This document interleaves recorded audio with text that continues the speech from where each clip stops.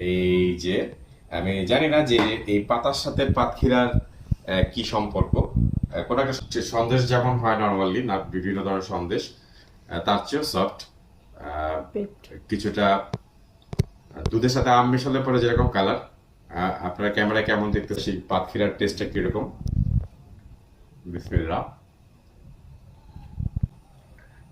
মানে হঠাৎ করে আসলে আমি মনে করতে পারতেছি না যে এটার সিমিলার টেস্ট কি হতে পারে, কারণ আমার সৌভাগ্য হয়েছে আমি নাটোরের কাঁচাগোল্লা খাওয়ার, তারপরে গরু নদীর দই, টাঙ্গাইলের চমচম, এরকম অনেক যে বিখ্যাত মিষ্টান্নগুলো।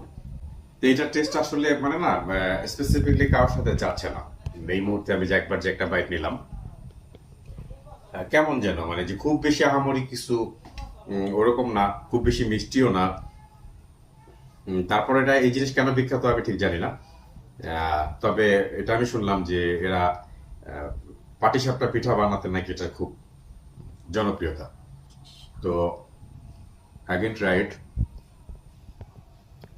যারা মিষ্টি কম পছন্দ করেন তাদের জন্য ঠিক আছে, যারা মিষ্টি যারা একটু বেশি খান একটু মিষ্টি প্রয়োজন।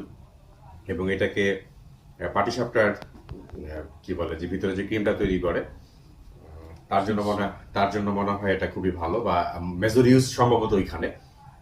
তো দ্যাটস ইট। সো আপনাদের সুযোগ হলে আপনারাও ট্রাই করতে পারেন।